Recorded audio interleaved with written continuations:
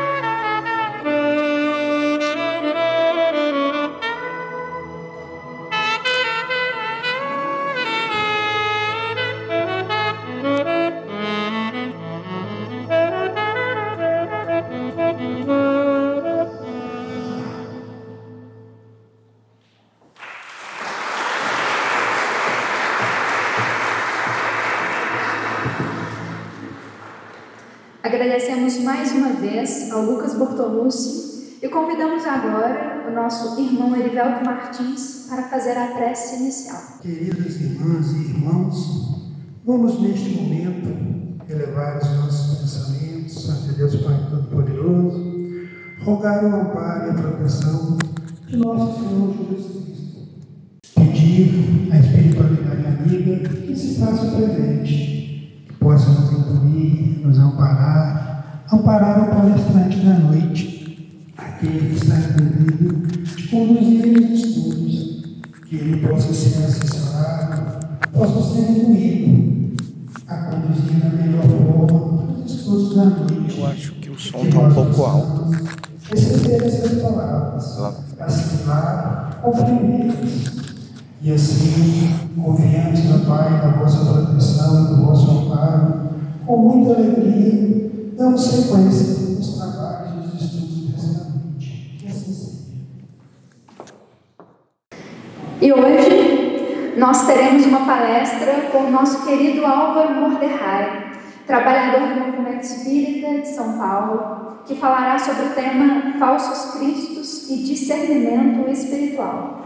Com a palavra, o Álvaro. Uma excelente noite a todos. Agradeço a presença do nosso músico. Nós sabemos da fundamental importância da música no movimento espírita.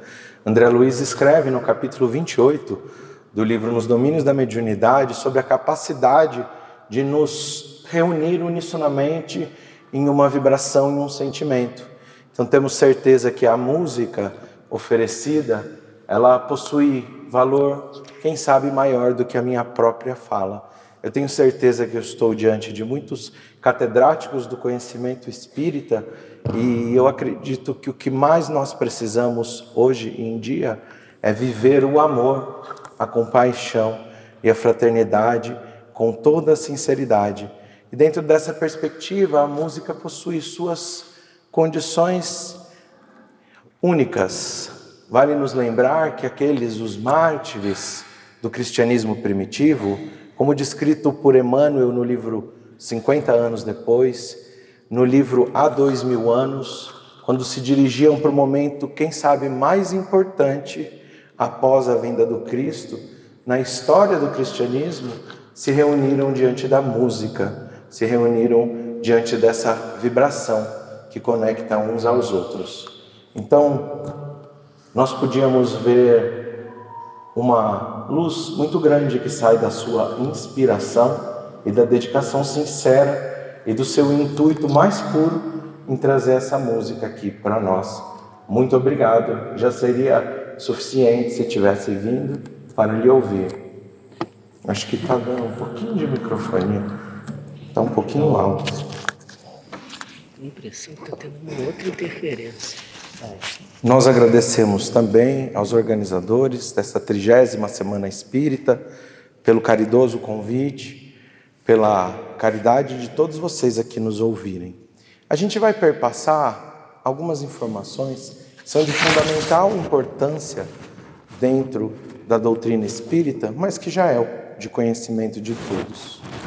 Allan Kardec, na introdução do livro O Céu e Inferno, ele nos diz que a mediunidade não é concedida a tal ou tal indivíduo, querendo dizer que a mediunidade, ela se encontra distribuída, como vai nos trazer André Luiz, de maneira da qual ela é orgânica, ou seja, tal qual a faculdade de respirar. Nós encontramos esta como sendo uma faculdade humana, distribuída e derramada sobre todos. Porém, nós temos o hábito de subdividir aqueles que são médiuns ostensivos e médiuns, vamos assim dizer, menos ostensivos. Eu tenho um amigo que gosta de chamar, ele fala, eu sou médium de granito. O Elahá diz também, nosso querido amigo, que ele não tem mediunidade nenhuma, e eu costumo dizer, a sua mediunidade é tão natural e ela é tão assim leve e singela que você se utiliza dela sem que possa perceber, como a maior parte de nós. Mas Allan Kardec vai nos dizer que essa faculdade ela é fugitiva, Fugitiva significa que nós estamos na dependência de que os espíritos estejam próximos a nós e com a intenção de assim nos trazer a inspiração ou outras formas dessas faculdades. Mas nós podemos entender também que por alguns momentos de nossas vidas poderíamos ter essa faculdade suspensa ou menos ostensiva, já que nós estamos sob a necessidade e a condição de, quem sabe, amanhã ela nos faltar. Nós também vamos enxergar Allan Kardec dizendo que ela não é de mérito pessoal. E ele vai nos dizer que ela não pode ser conquistada com o esforço ou com a conquista da inteligência. E só essa parte do texto, ela já é muito interessante, porque muitas vezes nós nos aproximamos da doutrina espírita em função da mediunidade, seja pela mediunidade patológica, pelos processos obsessivos, pelos processos de desequilíbrio, que muitas vezes a ciência humana ainda não encontra adequação para a explicação. Mas da mesma forma, nós encontramos muitos que se aproximam pela beleza do fenômeno mediúnico e pela condição de que a curiosidade, que é de fundamental importância para a humanidade e para o espiritismo, sabendo que Allan Kardec se tornou um curioso investigativo com os fenômenos mediúnicos, traz muitos adeptos ou muitos que assim se aproximam do espiritismo como um todo. E a mediunidade por si só, ela é maravilhosa quando bem utilizada. E a curiosidade por si só também se torna maravilhosa quando bem utilizada. Nós temos o hábito de rechaçar a curiosidade, mas se nós prestarmos atenção, nós iremos observar que André Luiz, diante de toda a obra, a vida no mundo espiritual, ele se depara com uma faculdade investigativa orientada por sua curiosidade e está em adequação com o que nós vivemos nesse momento de terceira revelação, onde, por exemplo, aqueles que se dizem materialistas e vão ao encontro das pesquisas científicas, muitas vezes como na física, na química, como na biologia e como nos mais diversos campos da ciência humana, estes investigadores são curiosos, dos quais muitas vezes se deparam com possibilidades que hoje trazem, de alguma forma, uma interrogação sobre o nosso espírito, sobre a sobrevivência da mente, e todos esses elementos são de fundamental importância. Mas nós, quando nos aproximamos da doutrina espírita, sendo assim pela curiosidade, sendo assim por obter a faculdade mediúnica em equilíbrio ou desequilíbrio, nós nos encontramos mediante a certa dificuldade. Qual? Muitas vezes nós queremos ser médiuns. E aqui nós estamos entendendo que os esforços, segundo Allan Kardec, não admitem que a faculdade mediúnica seja perseverante no homem, ou seja presente. Nós estamos dizendo o seguinte: aqueles que se aproximam da doutrina para serem médiuns, muitas vezes encontrarão frustrações. Aqueles que se aproximam da doutrina e almejam se tornar médiuns falantes, seja por uma mediunidade intuitiva, pela inspiração, por exemplo, como nesse momento eu me dirijo através da fala a vocês, poderão encontrar algumas frustrações, pois aqueles que nos inspiram e a condição da qual podemos desenvolver a mediunidade, ela é intrínseca à nossa condição orgânica. Allan Kardec está nos dizendo, como outro dia um amigo nos ligou e disse assim: Álvaro, um amigo muito querido, um médium muito respeitado, uma pessoa de profundo carinho do qual nutro, e ele nos liga e fala: Álvaro, eu tenho uma amiga na cidade de São Paulo e ela trabalha comigo já há uns 3, 4 anos. Ela é uma médium já dedicada. Eu gostaria de te pedir, agora que ela mora em São Paulo, se você não poderia recebê-la em sua casa para que ela participasse do trabalho mediúnico. Nós temos muita afinidade, trabalhamos com muitos dos mesmos espíritos, a mesma equipe espiritual, poderíamos dizer. Então, ele se sente completamente tranquilo para me dizer isso. E eu falei: meu querido amigo, eu vou te pedir uma coisa, peça para ela não vir ser médium, peça para ela vir a ser uma servidora, porque nós precisamos de médiuns que estejam à porta da casa espírita, tal qual Fabiano de Cristo, que foi um gigantesco médium, quem sabe um dos maiores médiuns de efeitos físicos a viver no Brasil.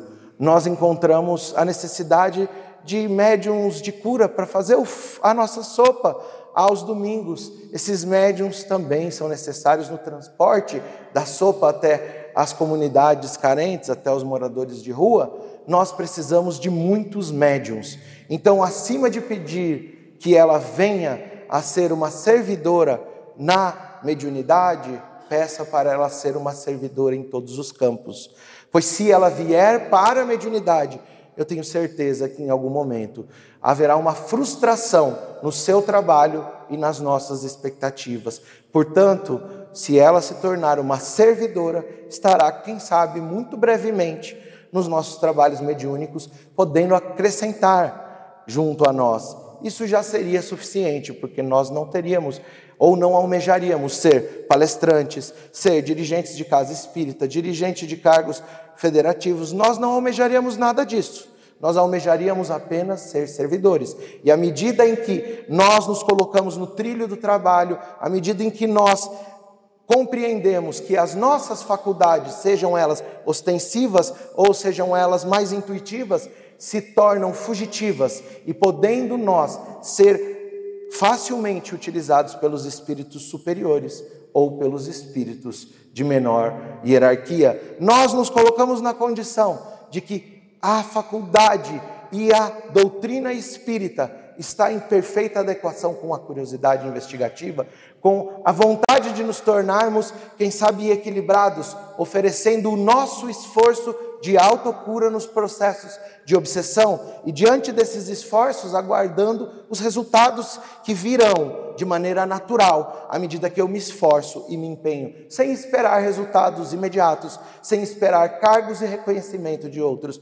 Nessa pequena frase, Allan Kardec deu uma diretriz que, se nós seguíssemos, nós não teríamos nenhum problema em nenhuma casa espírita, em nenhum movimento federativo. Nós não teríamos, na verdade, seguindo essa compreensão, nenhum problema em nosso lar. Nós não teríamos problemas nos lugares onde nós andássemos.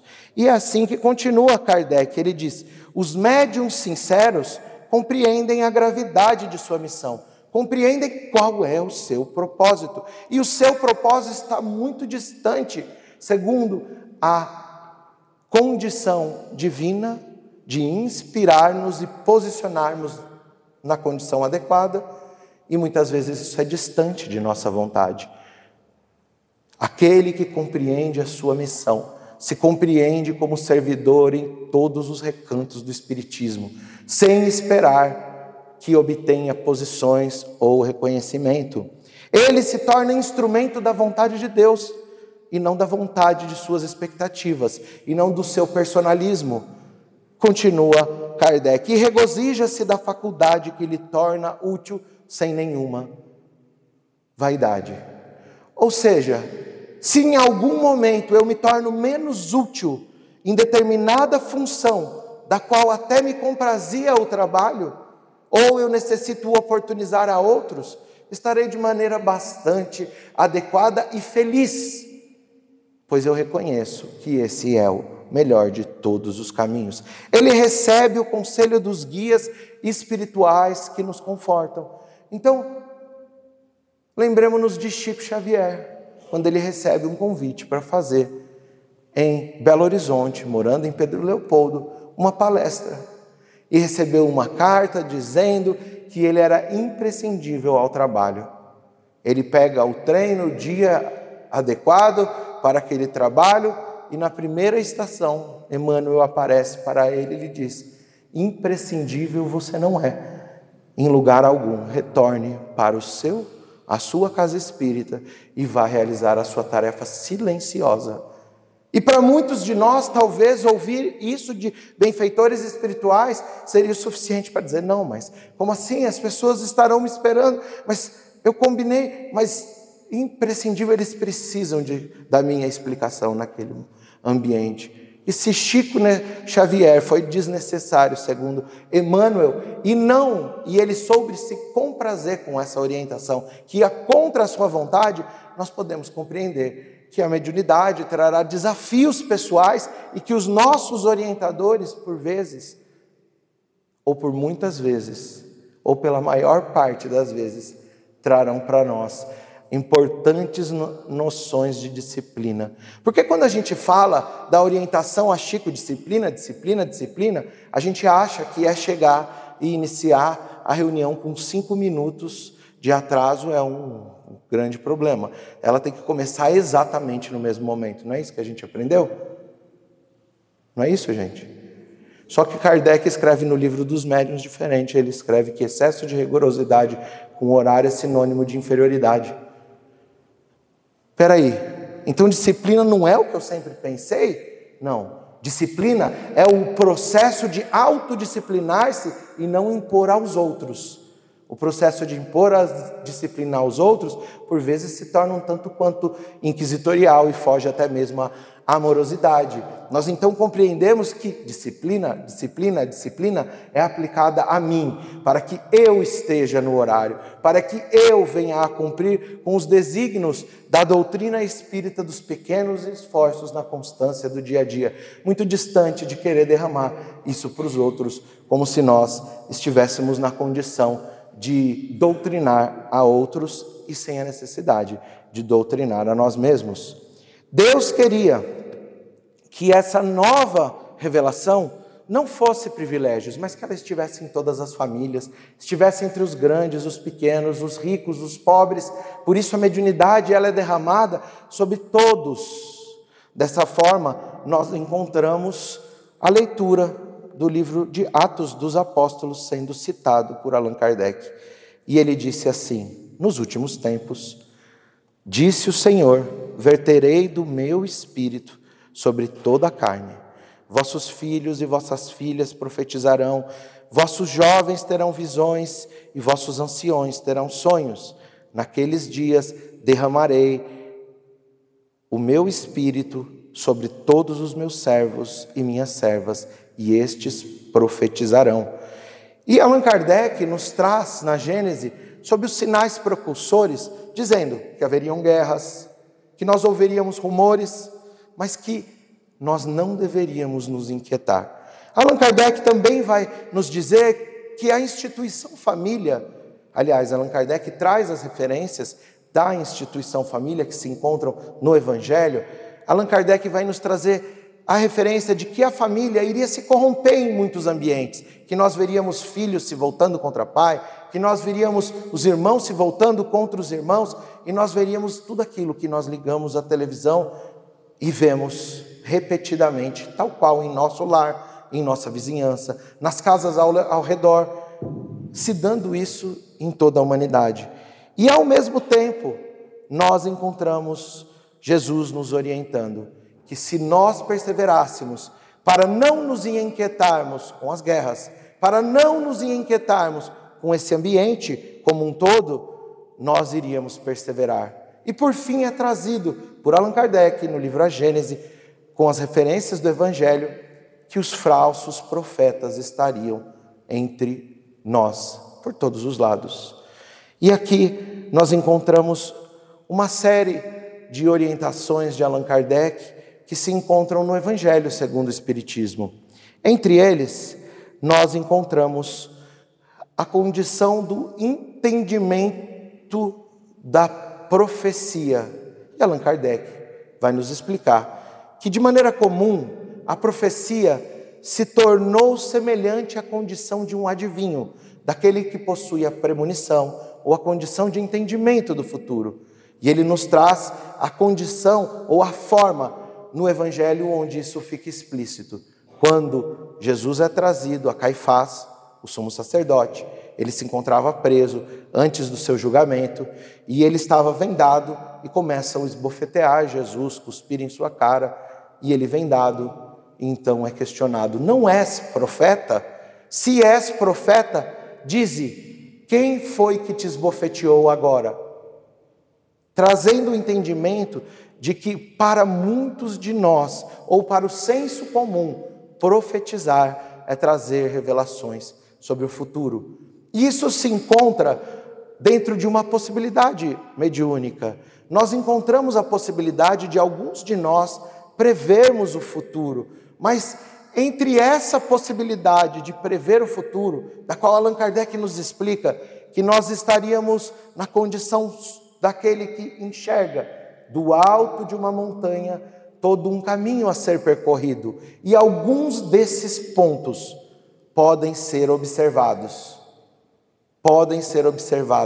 mas como cada um de nós fará o caminho até chegar àquele ponto, isso está na condição do livre-arbítrio. Porém, Kardec nos explica que a doutrina espírita não possui condição de saciar a vã curiosidade para os fenômenos que acontecerão em nossas vidas. Por essa razão, um daqueles que é chamado ou que é tido como um falso profeta seriam aqueles que aglomeram falsos discípulos e falsos seguidores a partir de sua mediunidade ou condição de então atender a curiosidade vã de outros. E isso torna-se algo que verdadeiramente coloca a muitos de nós em risco, já que a mediunidade não tende a atender os anseios vãos de nossas curiosidades, mas quem sabe os anseios investigativos que nos levam ao autoconhecimento e à condição de libertar consciências e, em hipótese alguma, atender às necessidades vãs. Nós entendemos que dessa forma, aqueles falsos profetas, eles se encontram em condição muitas vezes de extrema dificuldade, e isso não é uma novidade na história da humanidade, pois nós encontramos, por exemplo, no Antigo Testamento, um profeta de nome Balaão. Balaão, ele não era judeu, ele foi contratado por um grande rei, o rei de Moabe, para que ele pudesse amaldiçoar o povo de Israel. Ele era um médium autêntico. E aqui o Antigo Testamento está nos dizendo que a mediunidade não se encontra apenas nos judeus, como majoritariamente vemos, mas nós encontramos em todos os povos. E ele então aceita uma soma vultuosa de dinheiro para que pudesse levar os seus serviços ao rei de Moabe. Quando ele está no caminho para o ambiente onde iria realizar a sua profetização ou o seu transe mediúnico, trazendo nas suas palavras profundos amaldiçoamentos ao povo judeu, ele então montado num burrinho, encontra-se com esse burro empacando. Allan Kardec nos traz essa passagem no livro dos Médiuns. O seu burrinho empaca, ele bate uma vez, ele bate outra vez, ele bate a terceira vez, e quando ele bate a terceira vez, diz o texto bíblico que o burrinho fala com ele. E ele ouve a voz do burro. Você não vê que tem um anjo com uma espada? E naquele momento o anjo faz-se visível para ele. E ele então ouve das palavras da boca do anjo. Ele ouve que apenas poderiam ser ditas através de sua boca as palavras que Deus assim colocasse, ou que os espíritos superiores assim colocassem em sua boca. E aqui tem algumas questões interessantes. O burro fala? Então nós vamos encontrar a mediunidade nos animais trazidas por Allan Kardec. Então a gente tem um gato na nossa casa espírita que recebe cada psicografia linda. Brincadeira.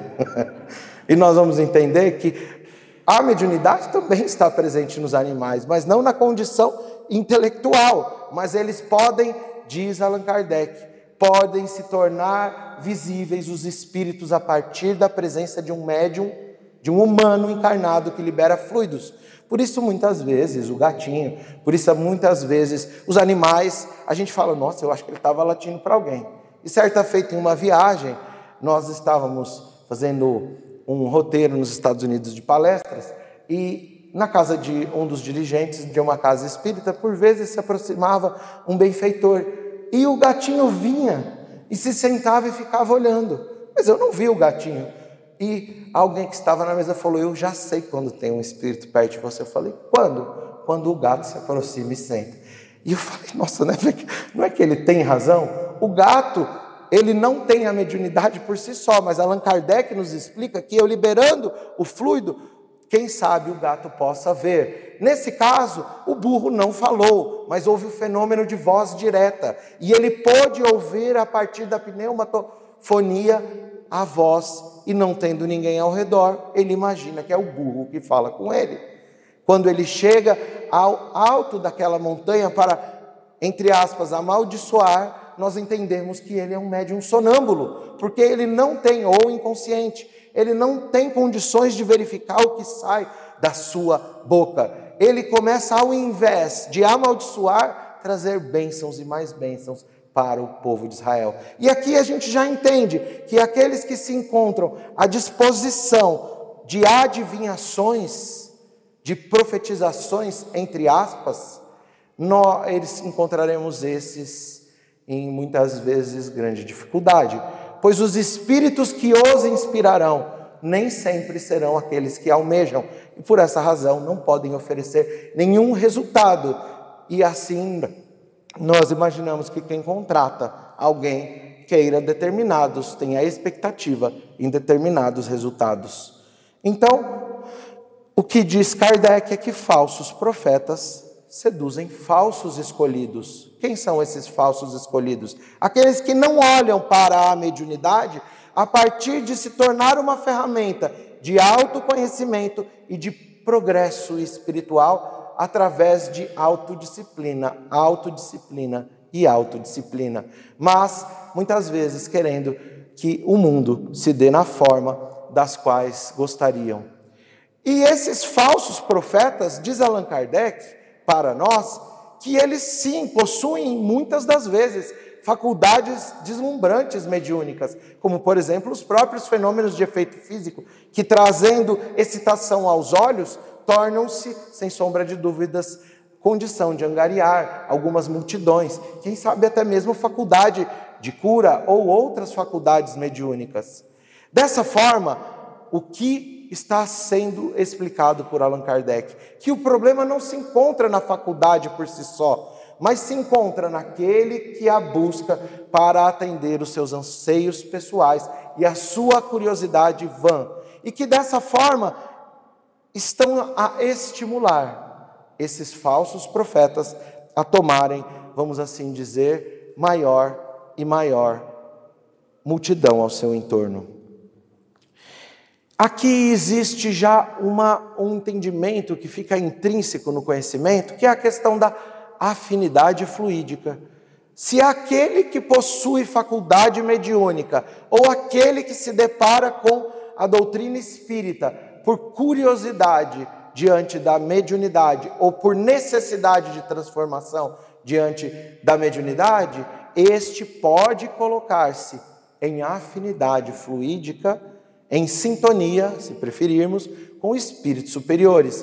Mas, se estiver endereçando-se para essas questões menos importantes ou vãs, nós entenderemos que estarão propiciando a própria obsessão, que não põe fim à sua faculdade mediúnica, mas torna essa faculdade um tanto quanto dolorosa. Então, o que justifica, questiona Allan Kardec, o verdadeiro profeta ou o médium adequado? O que justifica são as obras. Então eu já entendi. Se eu olhar uma casa grande como essa, ou maior, uma obra com centenas de crianças, se eu olhar uma série de livros publicados, se eu olhar obras de caridade e obras no bem, isso significa que reconhece-se uma árvore pelos seus frutos? Não. Por que não? Porque quando nós estamos falando em afinidade fluídica, nós estamos falando do que é perceptível do plano espiritual, e não o que é perceptível aos olhos dos homens. É por isso que Jesus trata da semente de mostarda na parábola, porque é a menor de todas as sementes. Não é. O do gergelim é menor. Se torna a maior de todas as árvores? Não é. É um arbustinho desse tamanho. Então, peraí. Por que Jesus falou isso? Porque ele estava falando para agricultores, ao lado do lago de Genezaré. E quando ele falou, é a menor de todas as sementes, e ele deve ter dado um sorriso único, quem estava ao seu entorno morreu de rir. Foi a maior de todas as árvores. E todo mundo riu, porque eram agricultores. Mas qual é o intuito? Senão o intuito parabólico. Então, o que está sendo dito? Nem sempre o que nós enxergamos de maneira pequenina aos olhos dos homens é desprezível. Porque o grão de mostarda é utilizado por Abraão, o primeiro dos hebreus, para atender aqueles 3 anjos que passam lá na sua casa, no livro de Gênesis, primeiro livro da Torá ou do Antigo Testamento. Quando ele oferece o grão de mostarda, ele está oferecendo o melhor condimento que pode existir. E isso será sensorial, mas não visível. Isso se dá no âmbito espiritual, no âmbito das sensações, mas não se dá aos olhos dos homens. O grão de mostarda também é utilizado todas as festas de Páscoa, de Pêssar, que comemora a libertação do povo de Israel da escravidão. Ou seja, esse sacrifício amargo, que não é reconhecido pelos homens, do ponto de vista espiritual, pode ser reconhecido. E aonde você traz isso na doutrina espírita, Álvaro? O embasamento. Bom, todo mundo, ou muitos de nós, já leu o livro Voltei, do irmão Jacó, do Fred Figner. Fred Figner, ele era um judeu. Ele tem sua filha de 5 anos morta, ela morre, desencarna, e quando ele se vê como judeu, tida no livro como Marta, mas seu nome era Raquel, ele se perde, ele perde totalmente o chão.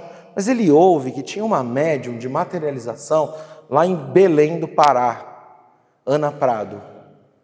Ele pega o avião naquele tempo, ele era dono da Odeon, que foi, os mais novos não conhecem, mas acho que aqui todo mundo deve conhecer, eu não vejo mais novos aqui. Todo mundo usou um LP na vida. Ele era dono da Odeon, um grande empresário, ele pegou um voo, foi até o Pará. Quando ele chega no Pará, ele vai a uma reunião, junto com Ana Prado. A sua filha fala por voz direta. Ele ouve a voz da sua filha e o jeitinho da sua filhinha de falar. Ele volta a outra reunião. A sua filha materializa-se parcialmente. E chega pertinho dele e fala, papai, corta um pedaço do meu cabelo. Na terceira reunião, ela sai totalmente materializada da cabine e pula nos braços do seu pai. Era o suficiente para que ele se tornasse espírita. Ele vai se tornar diretor da Federação Espírita Brasileira com sua dedicação, com muitos e longos anos de estudo e de trabalho e com uma convicção certeira. Ali, então, Fred Figner começa, ou melhor, dá continuidade a tantas obras de caridade. Ele fundou a Casa dos Artistas, que existe até hoje, que acolhe os artistas que, ao final da vida, muitas vezes não poupando dinheiro, perdendo a sua fama, não conseguem se sustentar e vão até mesmo para a situação de rua. Então lá existe um ambiente, até hoje, onde esses artistas podem ser acolhidos, podem receber um tratamento digno. Ele também cria o Parque Gráfico da FEB. Se você já pegou qualquer livro da Federação Espírita Brasileira, impresso pelo Parque Gráfico da FEB, seja a maior parte das obras de Chico, você deve isso ao mérito de Fred Figner. Ele que constituiu o maior parque gráfico e o mais moderno aos seus dias. Então Fred Figner é um homem que se torna reconhecido por cargos, se torna reconhecido pela convicção, ele se torna reconhecido por obras de caridade e quando ele desencarna, ele tem dificuldade. Apesar de que ele foi acolhido por Bezerra de Menezes, Dr. Bezerra, ele vai narrando a dificuldade dele se manter na vibração que não o levasse às regiões mais densas ou umbralinas. Ele então, quando está ali em uma praia, próxima à cidade do Rio de Janeiro, vê uma pessoa, ou melhor, uma luz, cheia de pontinhos em volta. Algumas luzes. Elas se aproximam, bem ao lado dele, nós vemos um espírito de altíssima envergadura. E ele pergunta para o Dr. Bezerra: quem é essa? A minha luz ficou pequena. O Dr. Bezerra fala: ela é uma professorinha na zona rural. Peraí, o cara tem obras que até hoje são vultuosas no Brasil. Ele revolucionou a tecnologia na época do LP e se tornou rico não apenas pela Odeon, pela tecnologia que ele desenvolveu e foi exportada ao mundo inteiro. Ele se tornou um espírita convicto, diretor da Federação Espírita Brasileira. E ele não tem a luz de uma professorinha? É porque os frutos de uma árvore se concebem na realidade pelos fluidos e pela autoiluminação que leva. Se você constitui grande obra com grande número de crianças, parabéns, você está no caminho certo. Se você quer ser reconhecido por essa obra, parabéns, o seu mérito você já recebeu em vida. E isso não te constitui garantia de que você esteja em boa condição. Se você fez 5.000 palestras, parabéns, você cumpriu o ótimo dever. Mas se o seu intuito era ser reconhecido e aplaudido, tenho algo a te dizer. Teu mérito você já recebeu na terra.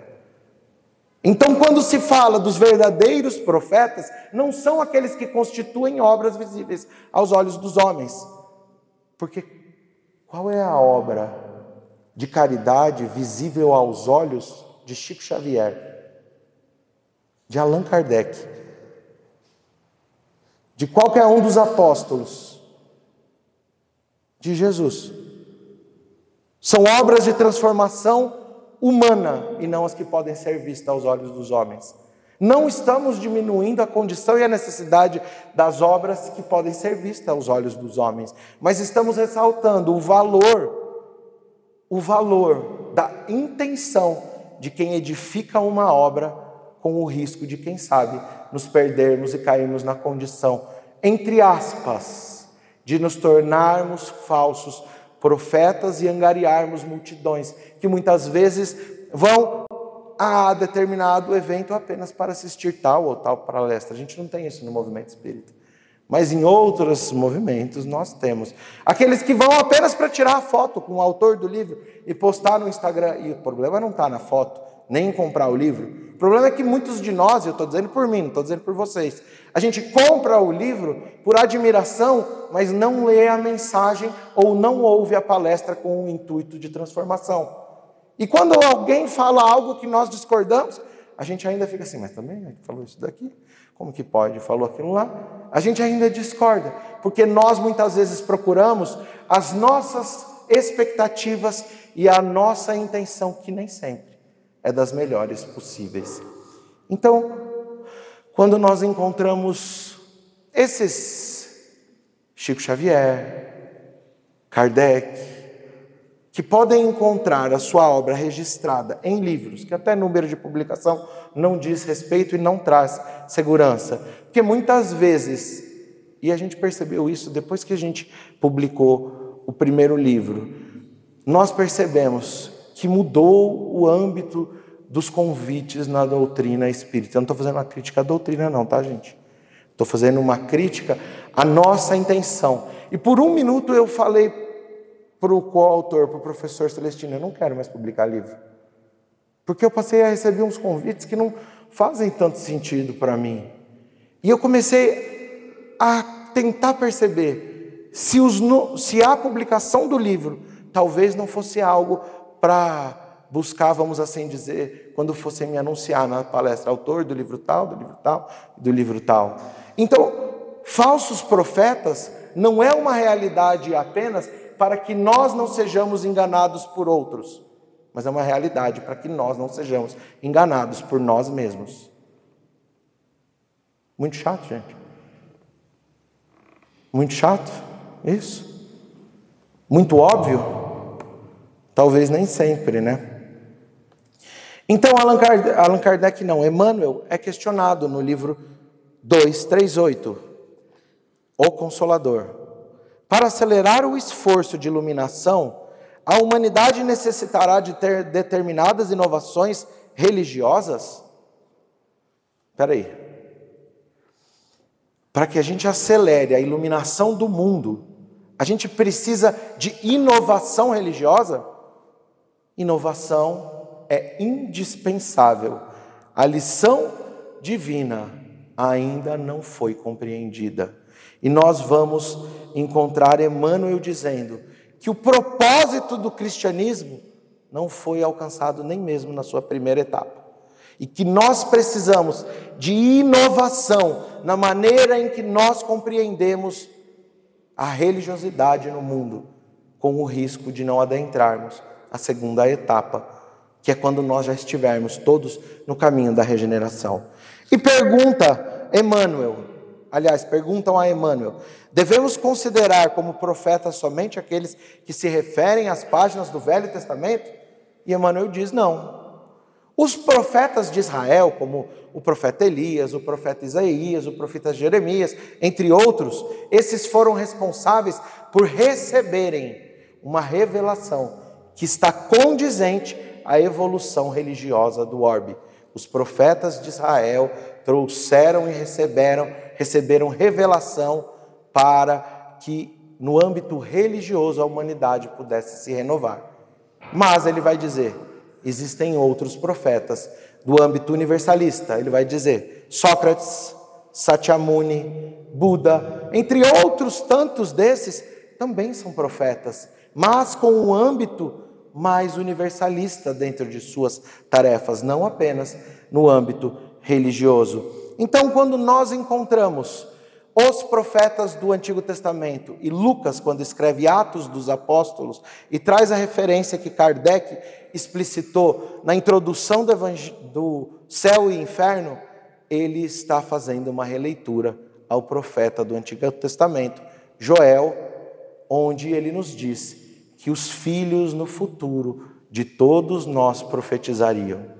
E aqui a gente faz uma pausa importante dentro da nossa explanação. Nós temos participado de alguns trabalhos com jovens. E até mesmo umas 3 semanas atrás, nós participamos de um acampamento maravilhoso, chama-se Conexão Espiritual, é do Grupo Espírita São Francisco de Assis, na cidade de Rio Preto. Eles nos convidaram para ser padrinho de equipe e madrinha a Júlia, para ser madrinha da equipe e eu padrinho de uma das equipes. Nós fomos pela segunda vez.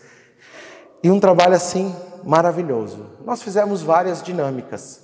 Em determinada dinâmica, onde nós já encontrávamos no último dia do acampamento, as crianças já todas envolvidas em uma elevação espiritual, uma proteção e uma ambiência assim que no último dia a gente só chorava. Alguém falava, a gente chorava. Alguém tocava uma música, a gente chorava. E era geral, as crianças. Nós, com um aprendizado muito importante. Crianças jovens de 12 a 17 anos. E nós, nesse ambiente, fomos para uma dinâmica onde as crianças se sentaram de olhos vendados e elas fizeram uma meditação guiada. Essa meditação guiada, um pouquinho antes disso, eu comentei, gente, no meu grupo, alguém conhece o espírito de Jerônimo Mendonça? A pessoa falou, não, as crianças. Eu falei, é um espírito maravilhoso, que tem um trabalho, passou 30 e poucos anos, 35, 30 anos, em uma cama ortopédica, fundou 2 creches, ditou 6 livros, fez palestra em 5 estados brasileiros, tudo mais do que tetraplégico e cego dos 2 olhos. Eu falei, um espírito assim, nobre. Todo mundo conhece Jerônimo Mendonça? Eu falei, Jerônimo Mendonça acabou de se aproximar, a gente estava no evangelho, eram vários evangelhos por dia. Eu falei, ele está aqui ao nosso lado. E passou um outro, falou, eu conheço Jerônimo Mendonça. Não deu muito tempo, chegou o espírito de Sheila. E ela chegou assim, atrás de uma criança, eu já estava aos prantos, sentindo a vibração e vendo os espíritos. Já estava escorrendo lágrima dos meus olhos. E eu falei, olha que bênção. Vocês conhecem o espírito de Sheila? Eu já ouvi falar, eu frequento um centro que chama Sheila. E outros foram falando e a maioria não conhecia. E a gente saiu e fomos para aquela visualização terapêutica. As crianças sentadinhas no gramado, com os olhos fechados, e começa então um processo onde elas fazem uma viagem interior para suas dificuldades. Só que essas dificuldades são superadas por uma condição de amor familiar na visualização terapêutica. E, diante disso, eu começo a ver tantos outros benfeitores, que se eu falar que eu estava vendo, vocês vão falar que eu estou mentiroso, que eu sou mentiroso ou fascinado.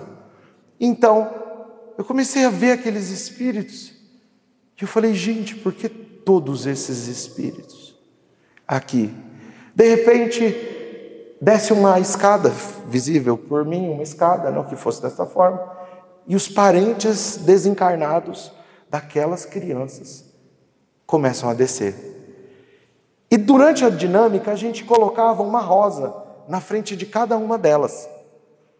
A hora que elas tirassem, elas iam ver a rosa. E a rosa teria sido dada por aqueles que ela pensou, que tanto amavam, mas não tinham mais oportunidade de conviver. E essas rosas eram imantadas após um abraço desses parentes, não apenas das crianças, mas de todos os trabalhadores, com uma luz tão linda, que eu já estava em prantos, e imagina, com todos esses espíritos, já tínhamos 89 crianças em pranto, e todos os trabalhadores, que eram mais uns 50, em prantos, na chácara toda. A pessoa estava lá na cozinha, sem cortar cebola, e chorando, e não sabia por que estava chorando. E era a vibração daquele ambiente.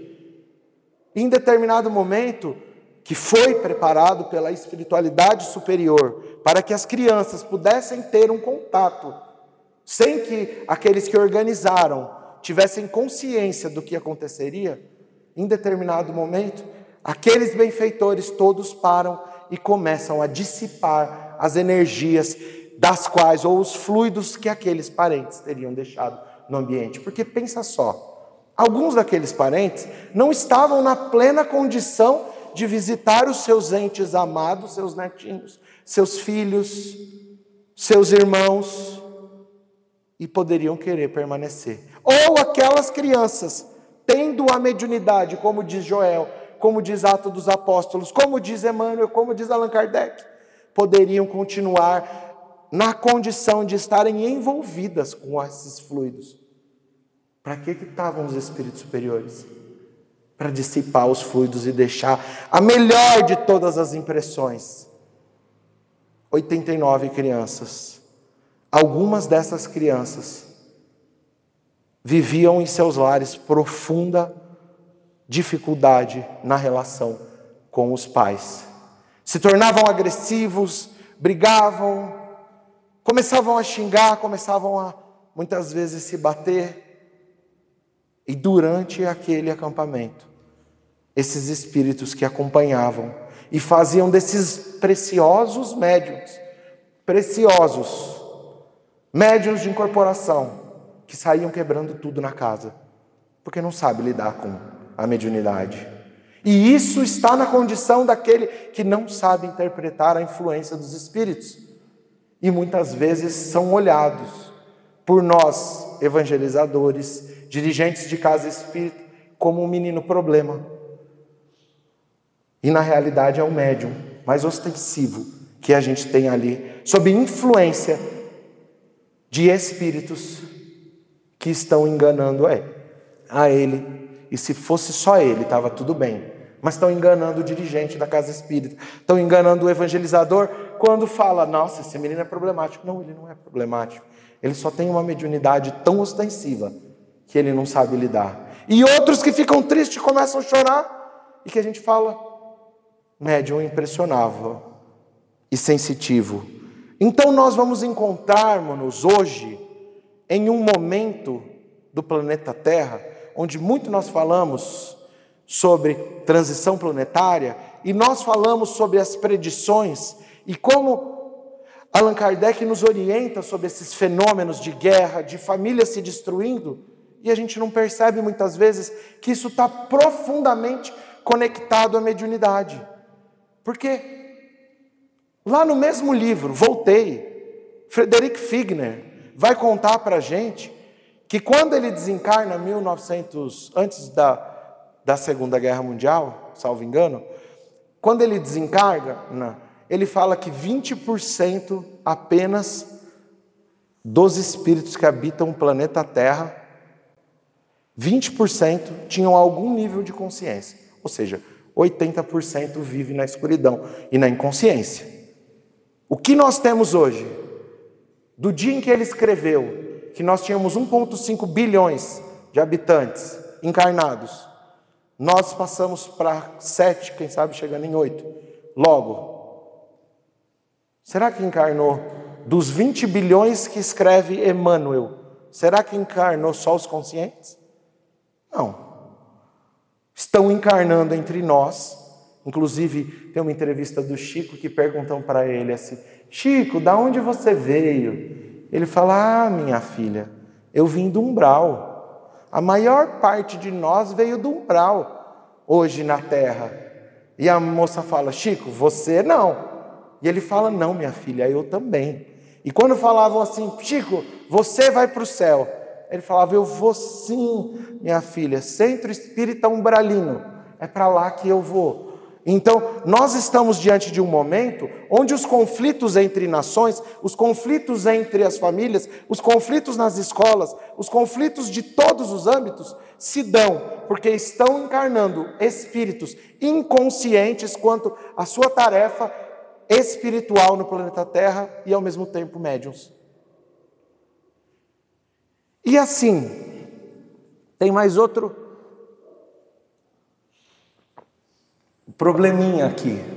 Qual? No capítulo 24 do livro Os Mecanismos da Mediunidade, vai dizer André Luiz para nós que quando a gente está aqui na Terra, por exemplo, estou lá encarnado na Segunda Guerra Mundial, na Primeira Guerra Mundial, ou eu digitei hoje na inteligência artificial: quantas milhões de pessoas morreram em conflitos de guerra, para falar hoje para vocês, nos últimos 120 anos. Aí lá escreveu: olha, é um número difícil de se alcançar, você precisa definir melhor o que você quer dizer com conflito, guerra, etc. Mas falou: olha, para a gente colocar nas últimas décadas que temos mais dados, 400 milhões de pessoas. Aí eu parei e pensei assim: bom, tá bom. O que acontece quando eu estou encarnado e eu estou na guerra? E eu estou sendo morto ou matando? Ou eu estou assistindo da televisão da minha casa?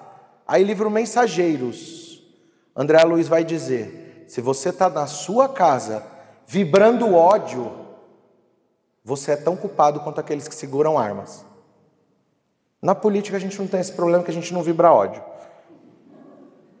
Então você é tão culpado pela agressividade que existe no trânsito, pela intolerância na política, pela intolerância nas guerras, se você, livros Mensageiros, André Luiz, está vibrando ódio. Mas vamos supor que nós estivéssemos vivendo nesses ambientes. André Luiz vai dizer: a influência psíquica e espiritual. Eu morei em Israel por 3 anos e peguei 2 guerras, em 2006 e 2008, Guerra de Gaza e Guerra do Líbano, que se repetem nesses últimos anos. Eu estava lá, eu sou médium, na época eu não era espírita, apenas judeu, e eu comecei a sentir, uns meses antes, mas tanto ódio, eu não sabia de quem. Eu saía na rua, eu queria agredir os outros. Eu fiquei tão incontrolável que o dia que estourou a guerra, eu falei: ufa, era isso que estava acontecendo? Eu passei meses sofrendo com a atmosfera psíquica de um ambiente. Imagina nós vivendo um conflito mundial. Aí vai explicar capítulo 24, Mecanismos da Mediunidade, André Luiz. As nossas células neuronais, quando a gente está encarnado, elas não têm essa condição de plasticidade tão grande. Então a gente recebe a confluência da violência no mundo, de guerras, de conflitos, e não somos tão afetados, senão psiquicamente. Mas quando a gente vai para a região umbralina, desencarnou e vai para aquilo que André Luiz chama de zonas purgatoriais, nesse capítulo, ele vai falar: teu perispírito, desconectado do corpo, fica completamente suscetível de receber influência de todas as vibrações que você viveu e que você vive agora. O teu cérebro, vai dizer André Luiz, vai tomar plasticidade que cria uma predisposição para doenças que ali ele não escreve, ou doenças não, transtornos, que ali ele descreve como não sendo esquizofrenia e outras gravidades maior. Ele não escreve quais são, porque eu acredito que quando ele psicografa o livro, através do Chico, a gente ainda não tinha diagnóstico de depressão, transtorno de ansiedade, borderline, transtorno bipolar. Ou seja, quando a gente volta para uma encarnação, a gente volta com uma antena mediúnica completamente suscetível a captar as percepções de fluidos. E a gente encarna em um momento, hoje, que o mundo parece estar desmoronando. Só que a gente, antes de encarnar, recebeu algumas alterações no nosso perispírito. E nasce com predisposição genética a determinados tipos de transtorno. É por isso que Kardec escreveu lá, em obras póstumas, que haveriam muitos suicídios, que as pessoas seriam assinaladas, riscadas da vida, mesmo estando em plena condição orgânica. Kardec também não tinha ali a condição de falar sobre depressão, mas é sobre isso que eles estão falando. Então, quando a gente olha jovens que se aproximam de casa espírita, com processos obsessivos, depressão, transtorno bipolar, borderline, o que quer que seja, nós estamos lidando também com mediunidade oriunda de processos onde todos nós, nos últimos milênios, constituímos uma atmosfera de ódio no planeta Terra. Reverberamos no nosso perispírito, encarnamos com mediunidade, e a gente olha para as pessoas e acha que elas estão adoecidas do corpo. Mas isso é a psicossomatização das nossas próprias imperfeições morais que nos trouxeram a predisposição. E quando lidamos com jovens, estamos lidando, se no processo de obsessão, se diante desses processos, na maior parte das vezes, com médiuns um pouco mais sensíveis. Aquele que fica lá, quietinho no seu ambiente e começa a se fechar. É o que, senão um médium sensitivo ou impressionável? O que ficou agressivo é o que, senão um médium de incorporação? E eu não estou generalizando e nem desprezando a ciência humana e a psiquiatria. Apenas estou dizendo que quando essas andam de mãos dadas, nós passamos a entender e compreender que falsos profetas não se encontram apenas como os encarnados, diz o Espírito Erasto, mas são também os desencarnados que estão nos influenciando para o mal, com o intuito de angariar volumosas multidões que psiquicamente conseguem dominar processos de obsessão coletiva. E para ninguém falar que eu sou um fanático, porque eu não sou, e dizer assim, você está dizendo que todo mundo que entra é médium? Não. Uma vez eu estava numa casa espírita,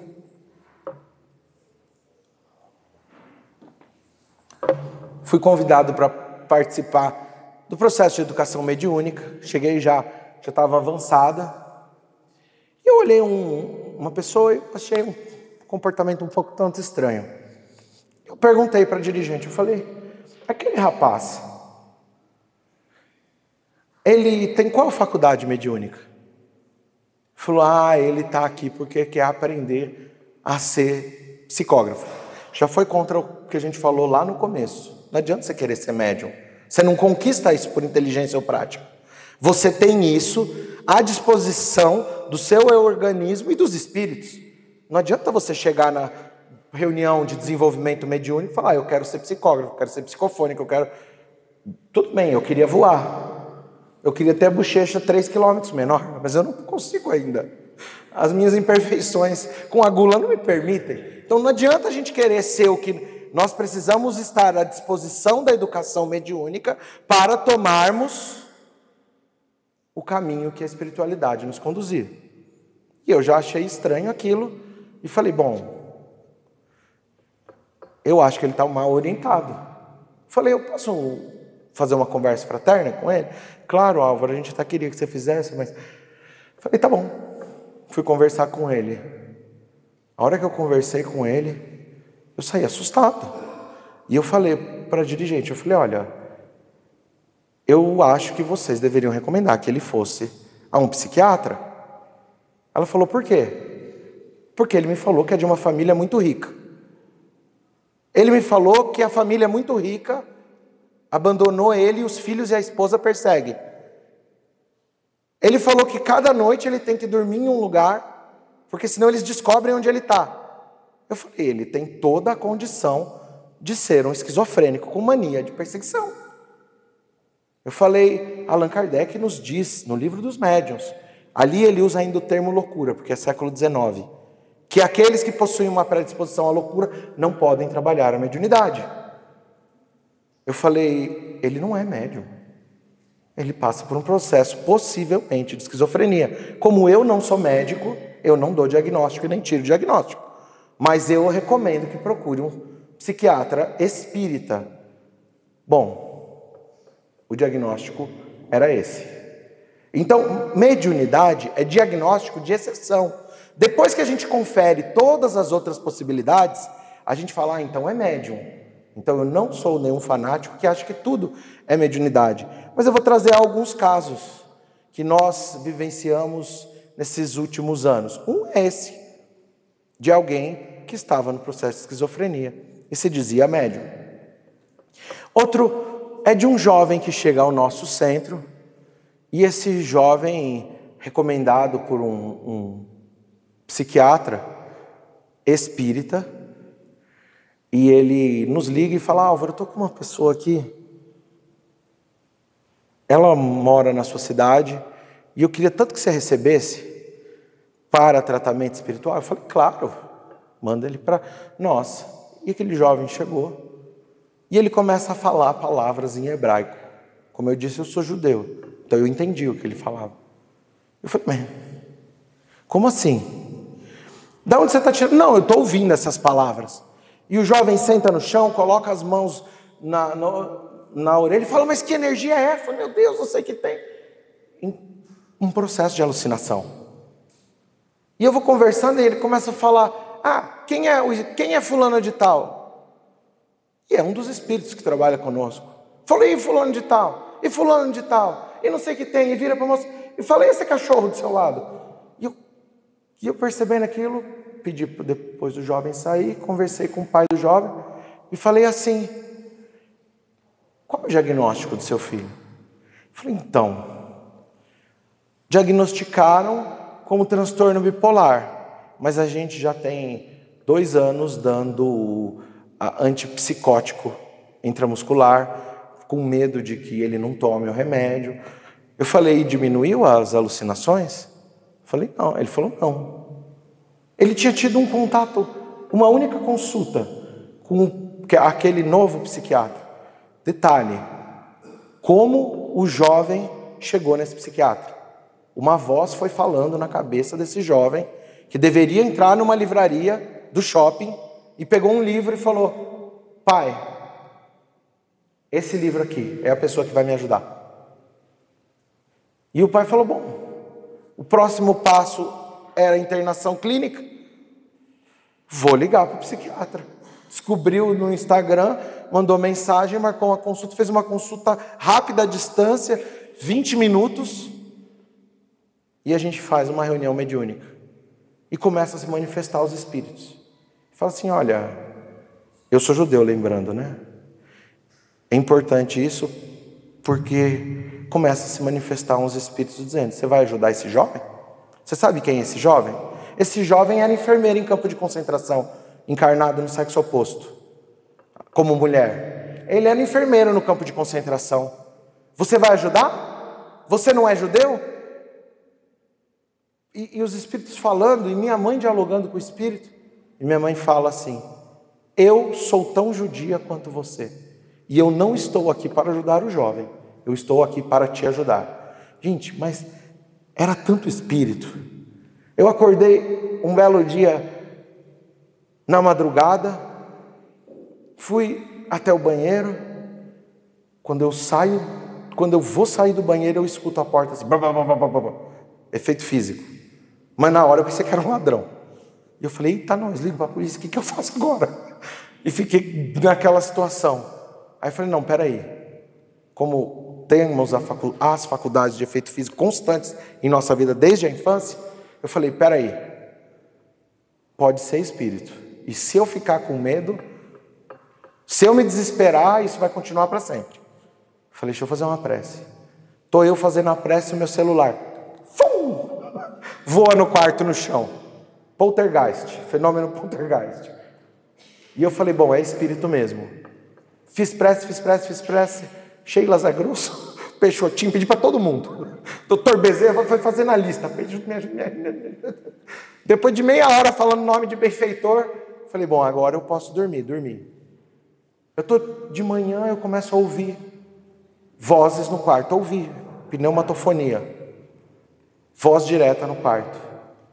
E eu acordo e esses espíritos conversando sobre a organização das moléculas de água no neurônio, para processo que eu não entendia o que era. Eu só, assim, bem corajoso, abri os olhos, um e outro. A hora que eu olho para os espíritos, eles captam o meu pensamento, desaparece. E eu falei, eita nós. No dia seguinte, naquela noite, eu tinha reunião mediúnica. Eu falei, o que está acontecendo aqui? Quem são esses espíritos? E eu não sabia. E falei, tudo bem. Fui trabalhar, liguei para minha mãe, falei, mãe, estou indo para o centro, quer que te busca? Ela falou, claro, passa aqui e me busca. A hora que eu chego assim a uns 600 metros do centro, uma dor de cabeça assim, surreal. Eu falei, nossa mãe, que dor de cabeça. Mas não era a dor de cabeça que eu sinto de vez em quando, era uma dor de cabeça assim, dentro do meu cérebro. E eu falei, mãe, estou sentindo uma dor de cabeça. Eu vou tomar um remédio, mas eu acho que é espiritual. Mas eu vou tomar só por desencargo, para não correr o risco de não conseguir trabalhar direito, porque essa dor de cabeça está muito forte. Tomei o remédio. Fui para a reunião mediúnica. A hora que eu chego na reunião mediúnica, aquela dor de cabeça, eu começo a me concentrar na dor de cabeça.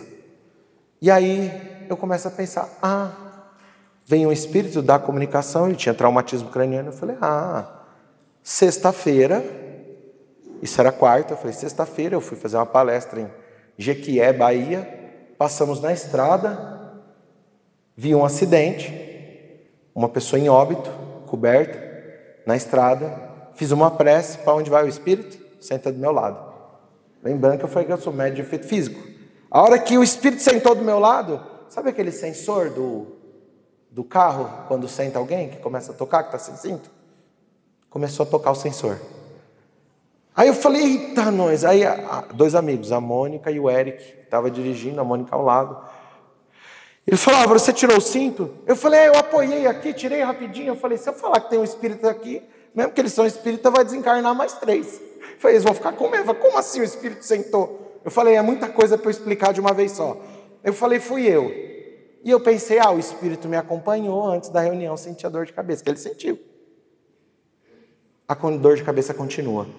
Continua a reunião toda. De repente, vem um espírito do Punch de Munique, sabe? Do momento das cervejarias, da Segunda Guerra Mundial. E minha mãe começa a contar que esse espírito falava, inconsciente, que esse espírito falava, mas cada detalhe assim da história, e ele ia convencendo, lembra que minha mãe é judia, de como o nazismo iria modificar a história da Alemanha.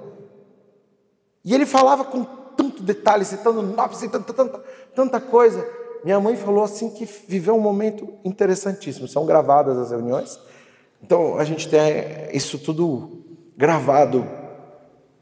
Pretendemos até algumas dessas publicar em algum momento.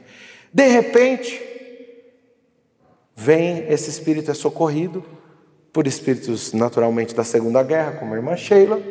De repente começa a dar comunicação um espírito de um judeu, um cientista das trevas, que estava em um processo obsessivo com aquele jovem. Esse espírito começa a trazer tanto detalhe, falando de tudo que esse espírito tinha feito. E a minha mãe, como judia, consegue tocar o coração dele, rezando em hebraico, falando de importantes elementos, porque ele era alguém que morreu no Holocausto e estava nas trevas se vingando dos criminosos de guerra que conseguiram fugir. Esse jovem era um criminoso de guerra, de campo de concentração, da Segunda Guerra. Quando esse espírito é assistido e auxiliado, o jovem que estava prestes a ser internado em um hospital psiquiátrico ou uma clínica psiquiátrica começa a reverter todo o processo. 60 dias após a reunião, vindo tantos outros espíritos ligados a ele, o jovem em completo equilíbrio, e o psiquiatra espírita tirou todos os remédios e tem só um remédio hoje para equilibrar as emoções. Outro jovem que chegou na nossa casa, e esse jovem, desde os 16 anos, com transtorno bipolar. E o transtorno bipolar daquele jovem, medicado há 16 anos. A gente começa as reuniões de desobsessão, começa o estudo da doutrina espírita, já tinha algum início na doutrina espírita, então foi um pouco mais, vamos assim dizer, um pouco mais fácil o processo de equilíbrio espiritual, e sem que nós disséssemos, essa pessoa resolve procurar um psiquiatra espírita. Depois de 3 meses de consulta, o psiquiatra fala: olha, eu vou tirar o seu remédio de transtorno bipolar, o seu diagnóstico não fecha, o que você tem é mediunidade. O jovem completo equilíbrio espiritual, sem que pudesse imaginar que por 16 anos foi medicado por um transtorno que não dispara, que não diz respeito à sua condição de saúde. Quantos desses jovens não são conduzidos ao suicídio, ou adultos, porque sendo médiums e estando sob a influência de falsos profetas no plano espiritual, estão na condição de se tornarem, vamos assim dizer, facilmente conduzidos aos transtornos que, para a medicina, seriam psiquiátricos, mas muitas das vezes são espirituais. Então, lembrando que eu não estou dizendo que todos os transtornos são apenas espirituais, mas o benfeitor Alexandre, no livro Missionários da Luz, quando fala, inclusive, dos adoecimentos do corpo físico, diz que são raríssimos os casos que não encontramos obsessão. E na condição da esquizofrenia, onde os processos e o trabalho da desobsessão, entre outras terapias espíritas, podem levar a uma vida normal em alguns casos. E para a medicina convencional, nós encontramos um diagnóstico que, entre aspas, não tinha condições de ser resolvido. Então eu estou dizendo isso porque, como eu falei para vocês, tenho algumas mediunidades bastante ostensivas. E desde o dia em que eu nasci, eu vejo os espíritos. Nasci em uma casa onde meu pai e minha mãe são judeus, não tínhamos acesso ao espiritismo, e desde criança um médium ostensivo, falando dos espíritos. Ninguém queria dormir no meu quarto, porque quando eu dormia as coisas aconteciam, com efeitos físicos. Eu começava a gritar, tinha terror noturno, ficava extremamente agressivo, saía quebrando tudo, xingava, brigava na escola. E o meu remédio era a cinta. E eu apanhei muito. Graças a Deus, meus pais não tinham a condição de entender que aquilo tinha uma condição e uma origem espiritual, mas graças a Deus eles me deram uma boa educação. Sou muito grato aos meus pais, mesmo não tendo condições de ter me ofertado o que o espiritismo pode ofertar. Uma propensão aos vícios na juventude, de todos os matizes, porque os médiuns têm propensão ao vício. Se você está sob a influência dos espíritos, quanto mais ostensivo você é, mais fácil te conduzir a processos onde eles vão realizar vampirização, propensão aos vícios, propensão ao desequilíbrio emocional. E quando eu tinha 20 e poucos anos, e eu ia na casa dos meus pais, em todo lugar tinha um folhetinho sobre transtorno bipolar. E meu pai é médico. Sentou comigo, com minha mãe, por várias vezes e falava sobre a possibilidade. E minha mãe falava que não era aquilo. E eu também já era mais adulto e não queria ir no médico. Até que eu vivo um dos processos obsessivos assim, que quase por pouco não me levaram ao suicídio. Porque sendo judeu, o judeu não pode se suicidar. Foi a única razão. Os espíritos apareciam 30, 40, 50, eu não sabia quem era desencarnado e quem era encarnado. Eu não podia ir em absolutamente nenhum lugar, ambiente que não estivesse ao lado da minha mãe.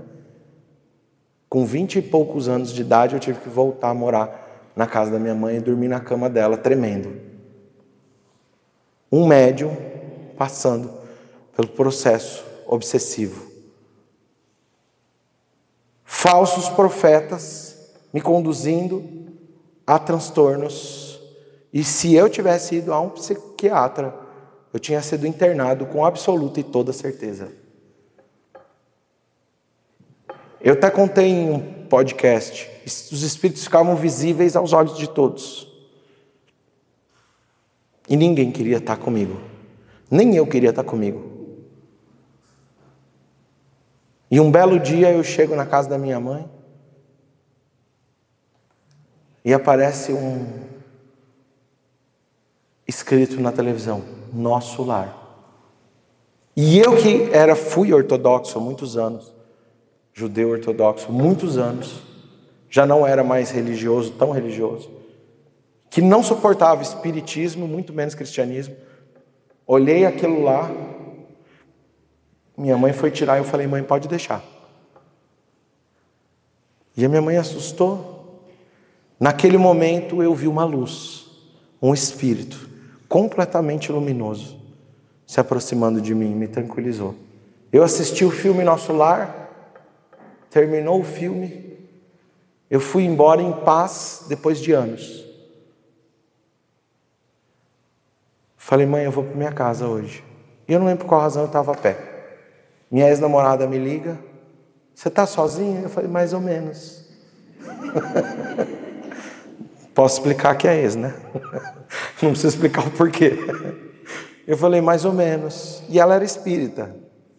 Então não foi por essa razão. E ela falou: tá bom, então eu vou te deixar sozinho. Porque pela primeira vez ela me viu tranquilo, me descrevendo na presença de alguém. No caso, um espírito. Liguei no outro dia para minha mãe e falei: mãe, me dá um livro que eu possa entender o que está acontecendo comigo. Ela me deu o Livro dos Médiuns. Eu pulei aquela parte científica, processo. Eu não queria saber daquilo. Eu já sabia que espírito existia desde a minha infância.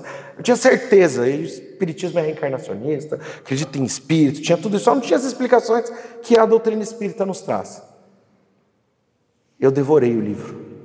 E eu comecei a entender quais eram as pancadas que podiam ser provenientes, por exemplo, da calha da chuva, ou de algum fenômeno natural, ou eram espíritos. E o que eu tinha que fazer para que esses espíritos, vamos assim dizer, parassem com aqueles fenômenos.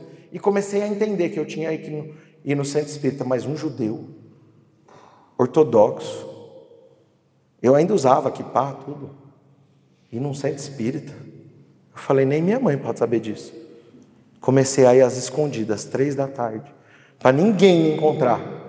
Enganava todo mundo, falava que em qualquer lugar ia para o centro. Aquele espírito luminoso voltou por algumas vezes a estar comigo. E cada vez que ele vinha, eu sentia mais certeza que eu devia estudar o espiritismo. É aí que eu decido, então, modificar minha vida por completo. E o espiritismo me dá as diretrizes que todos esses jovens que batem as portas de uma casa espírita, ou adultos que estão influenciados sobre falsos profetas, porque o intuito da nossa fala não são os enganadores. Porque os enganadores não preocupam nem mesmo os espíritos. Porque enganador e mistificador encarnado vai se encerrar quando a nossa moral estiver depurada. Mas quando nós encontramos o propósito da doutrina espírita no nosso dia a dia, que é lidar com as faculdades mediúnicas daqueles que procuram a casa espírita como o último de todos os recursos, como eu procurei, e como muitos jovens e adultos vão à nossa casa. Eis o grande propósito de nós compreendermos que a mediunidade se derrama sobre todas as idades, sobre todos os povos, sobre todos os recantos do mundo. A mediunidade se tornou processo que permite a libertação de consciências a partir do forçoso contato com o único canal do qual hoje possui a condição de esclarecer e elucidar, pacificando não apenas o coração daquele que vive adoecimento espiritual e patologia mediúnica, mas a mediunidade se torna o meio de pacificação de lares que se destroem por conta de influência espiritual, que muitas vezes são observadas pelo nosso próprio olhar de espíritas, mas sem compaixão e sem o profundo conhecimento de que a mediunidade e o conhecimento deve ser divulgado e difundido por todos os âmbitos onde quer que nós estejamos. A mediunidade é, quiçá, a maior ferramenta de transformação moral, e aqueles que procuram casas espíritas devem receber o conteúdo de estudo da mediunidade, sob a certeza e sob o gabarito divino da profundidade do amor entre os integrantes. Por todas as vezes que nos convencemos de que as nossas ideias devem se encontrar acima da fraternidade e acima do amor ao próximo, nós colocamos o espiritismo na condição de subjugado ao personalismo, tirando a possibilidade de que os espíritos superiores venham a agir por intermédio daquilo que recebemos de graça, e tornou-se o agente de pacificação e mansuetude de nossos corações. Nós nos tornamos aqueles que quase de que maneira comparada ao crime de privar o outro a salvação e a elucidação de seu espírito, por procurarem naquilo que é tido como o Consolador prometido, o ambiente e a forma de instrução que, acima de tudo, oferece poder curativo pelo amor encontrado entre os integrantes de uma casa espírita, que devem servir, acima de tudo, a causa espírita e aos espíritos superiores, sob a coordenação direta de nosso governador planetário. Por todas as vezes que jovens, crianças, adultos ou idosos procuram a doutrina espírita, devemos obter a humildade de nos colocarmos como servidores que um dia encontraram a servidão como resposta. E se assim trouxermos o conhecimento acima da perspectiva da caridade e do amor, estaremos ferindo com a verdade e não agindo como discípulos do Cristo, que acima de tudo serão reconhecidos por muitos se amarem. Se nós colocarmos os nossos interesses egoísticos e os nossos pontos de vista limitados, sem que possamos viver com a autodisciplina de a cada dia buscarmos maior inspiração, sendo médiuns mais ou menos ostensivos, maior inspiração para a compreensão do sentido de nossas vidas de quando encontramos o Espiritismo, estaremos, quem sabe, negligenciando o chamado do próprio Cristo e dando sentido à fala onde muitos foram chamados. Mas muitos de nós, mesmo em contato direto com os espíritos, com a doutrina consoladora, permanecemos surdos para o chamado de muito nos amarmos. E para colocarmos o conhecimento espírita não no reduto dos poucos que julgamos obter conhecimento de acessá-los, mas da forma elucidativa da qual trouxe Allan Kardec, no livro dos médiuns, que sem que soubesse aos seus dias, demorariam séculos para que a ciência humana pudessem compreender os escritos que Deus revela às crianças, aos jovens, aos idosos, aos adultos. Seria como se estivéssemos limitando a palavra do próprio Cristo de alcançar o seu propósito, porque consideramos por vezes mediunidade restritiva apenas aos catedráticos do Espiritismo.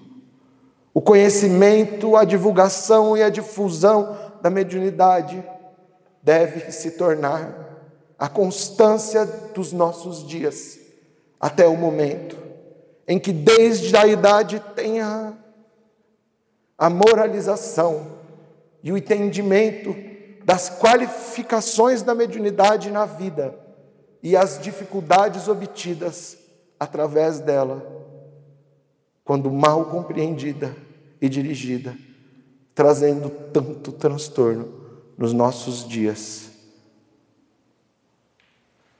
E o papel de cada um de nós, muito nos amarmos e carregarmos a bandeira do Espiritismo, pelo exemplo vivo da fé transformadora, que como forma de disciplina pede transformação a todos nós. E por essa razão, nós encerramos a nossa fala com a certeza de que a caridade e divulgação do Espiritismo encontra-se no exemplo vivo daqueles que muito se amam e utilizam o conhecimento legado pelos espíritos superiores para ferramenta de socorro, não apenas a nós, mas a todos que adentrarem por essa porta ou se depararem conosco na vida, no transcorrer do dia a dia. Muita paz a todos.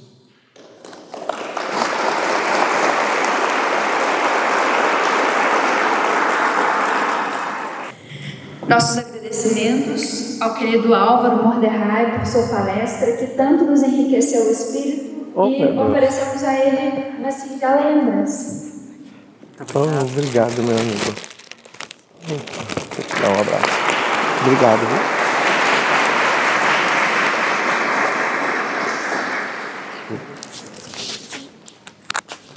Dando continuidade à nossa programação, amanhã, encerramento do nosso Semana Espírita, nós teremos uma palestra com o nosso irmão Vitor Hugo, o menino, que vai vir de Juiz de Fora e falará sobre o tema espiritualização e transcendência.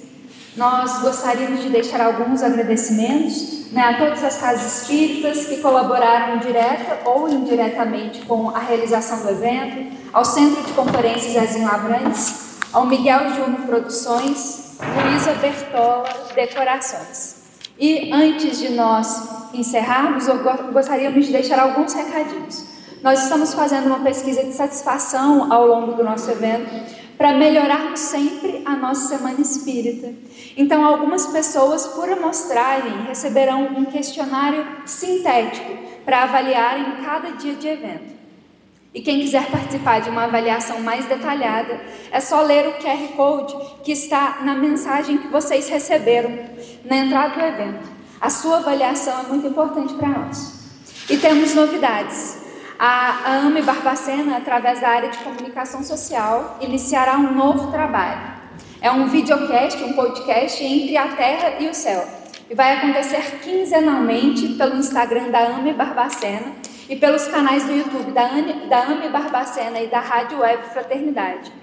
Vai estrear no dia 6 de outubro, às 8 horas da noite, às 20 horas. E o primeiro programa vai ser com o Fred Zilli, comigo, com a Melissa Tortoriello e com o Nelson Xavier. E vai ter como tema inicial a Revista Espírita, o Laboratório de Ideias. Todos os episódios subsequentes vão gravitar em torno da sequência da Revista Espírita, que é um material ainda muito pouco explorado pelo movimento. E nós temos a pretensão, né, de demonstrar a atualidade das discussões que Kardec trazia naquele momento para os nossos dias, né? O Grupo Espírita Astral Paraíso do Bem fará um festival de tortas no dia 5 de outubro, às 4 horas, 16 horas, visando angariar recursos para a pintura da sala de evangelização. Se eventualmente alguém quiser comprar o ingresso, é só procurar o Nelsinho ou a Rose que eles estão vendendo. Isso. Antes do nosso sorteio de brindes, nós solicitamos que o nosso irmão Manuel Soares, do Divino Mestre, possa fazer a nossa prece de encerramento. Meus irmãos, boa noite. Vamos fazer a nossa oração, né? Aproveitar essas vibrações tão harmoniosas que nos tocaram profundamente o coração, as nossas mentes, elevarmos os nossos pensamentos a Deus, nosso Pai, de justiça, de amor, a Jesus, o nosso mestre, o nosso irmão, nosso governador espiritual do planeta, aos amigos espirituais do movimento espírita da nossa região, que com certeza estão aqui conosco, nos amparando, nos ajudando, coordenando esse trabalho, por mais uma noite profunda para todos nós, onde o Álvaro trouxe a sua fala, os seus sentimentos, o seu conhecimento, para nos envolver em reflexões que possam calar fundo em nossos corações e mentes, cujo objetivo são sempre a nossa transformação para melhor. Que possamos sair daqui imbuídos do propósito da nossa melhoria íntima, das nossas vibrações mais equilibradas, fazendo em todos nós um ambiente e um mundo melhor. Agradecendo a Deus e a Jesus por estarmos participando dessa 30ª Semana Espírita de Barbacena. Que amanhã possamos estar aqui novamente, trabalhando em nós mesmos com esses conhecimentos, para colocarmos em prática, nos evoluindo. Que Jesus abençoe a todos nós, agora e sempre. Que assim seja.